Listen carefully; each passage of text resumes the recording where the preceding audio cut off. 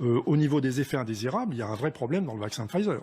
Parce qu'il y a quand même une fréquence d'effets indésirables qui est particulièrement élevée, notamment en cas de deuxième dose et notamment chez les jeunes. Il y a plus d'effets indésirables chez les jeunes que chez les personnes âgées. Il y a plus d'effets indésirables après la deuxième dose qu'après la première dose. On parle de ces migraines, de ces fatigues, ou on parle d'autre chose? Oui, enfin, par exemple, près de 50% des patients en cas de deuxième dose chez les jeunes sont obligés de prendre un antalgique ou un antipyrétique parce que l'effet indésirable est quand même assez... enfin voilà...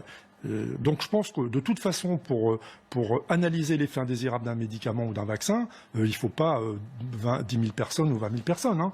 Il faut des milliers de personnes. Donc si je vous reposais la question, compte tenu de ce qu'on sait maintenant, par rapport à ce qu'on savait il y a 48 heures, est-ce que vous vous vaccineriez avec ce virus, avec ce vaccin Pfizer? Vous feriez quelle réponse? J'ai bien peur que je ferai la même réponse qu'hier, parce que en plus, si vous voulez, ces deux doses qui confèrent plus de 95% d'efficacité. Une dose, on a dit dès le départ que c'était pas assez efficace. Là, on nous dit maintenant que c'est efficace. Et voilà. Et moi, c'est un vaccin complètement révolutionnaire. Hein, c'est un type complètement nouveau. Donc, je pense qu'il faut quand même s'entourer de toutes les précautions. Or, il y a des vaccins traditionnels. Donc, vous ne vous comme le vaccin chinois. Pas à ce stade? Si, moi, demain, on m'invite à l'ambassade de Chine à Paris, je me vaccine avec le vaccin chinois. Chinois? Oui, j'ai aucun problème. C'est-à-dire un vaccin traditionnel, entre guillemets, mais pas avec celui-là, pas avec ce vaccin ARN. J'attends d'avoir un peu plus de recul, et d'ailleurs, je ne sais pas si vous avez remarqué, mais les Anglais ont déjà lancé une alerte aujourd'hui. C'est-à-dire ils ont à peine commencé à vacciner depuis 24 heures, qu'ils ont déjà lancé une alerte à propos d'effets indésirables sévères avec le vaccin.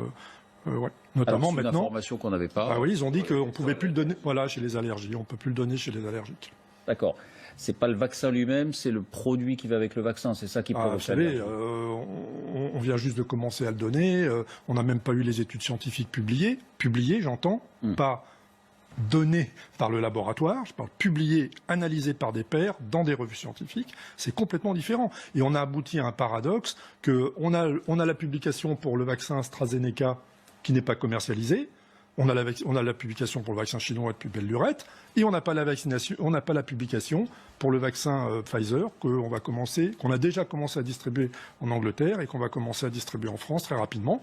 Moi, ça me gêne aux entournures, oui, vous l'avez compris. Donc vous confirmez votre position, c'est la publication de ces études ne vous fait pas changer d'avis? Elles n'ont pas été publiées, c'est ça le problème. Oui, disons la publication de l'analyse de l'agence américaine du médicament, compte tenu des données brutes fournies par le laboratoire, ne vous convainc pas, mais vous savez que, bon, vous êtes une voix très écoutée, Eric Combe, donc ça a suscité beaucoup de réactions. C'est-à-dire certains regrettent que vous puissiez nourrir le scepticisme, voire la défiance, voire l'opposition de certains anti-vaccins.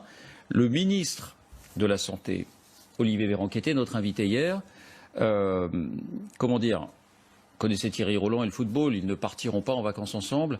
Là, ça va même au-delà, c'est-à-dire qu'il vous attribue une responsabilité particulière et il a réagi assez vivement. Écoutez Olivier Véran hier soir. Il lui est arrivé de dire des erreurs, voire des âneries, professeur Combe. J'ai du respect pour tous les PUPH de ce pays. C'est lui qui parlait initialement de grippette, qui ensuite avait dit que c'était bien si les jeunes se contaminaient pendant l'été, parce que comme ça, il n'y aurait plus d'épidémie. On a vu ce que ça donnait quand l'épidémie repartait chez les jeunes. Donc, pardon, un scientifique ne fait pas la communauté scientifique. Quand on a une parole publique, ça c'est valable pour tous les experts qui peuvent parler sur les plateaux de télé et radio, c'est bien d'avoir le sens de l'État et de faire attention au fait que quand on parle, on parle du haut de sa stature de professeur de médecine et que ça peut avoir un impact sur les gens. Donc faisons tous attention à ce que nous disons. Un commentaire? Non, bon, voilà, je rejoins les victimes de Véran, comme les députés de l'Assemblée nationale. Mais il dit une chose précise, il dit vous avez une aura, vous êtes très écouté, est-ce que vous ne risquez pas de nourrir cette défiance qui est déjà très forte en France? Mais moi je pense que pour ne pas nourrir la défiance, il faut dire la vérité aux gens. Voilà, c'est mon créneau. C'est ce que je pense depuis le départ de cette épidémie. On n'a jamais dit la vérité aux gens, je veux dire. Et M. Véran est parmi les premiers à ne pas... Vous voulez dire sur les masques, sur les masques, les tests, rappelez-vous la grande confrontation, voilà, en mars. Bon, voilà. Donc, je suis désolé. Hein, il me fait ce reproche. Que n'a-t-on entendu dire sur Didier Raoult ou sur d'autres collègues comme Christian Péronne? Donc, je pense que pour avoir la confiance des gens, faut leur dire la vérité. Si les gens ont l'impression qu'on leur ment, eh ben, la confiance, elle ne peut pas s'établir.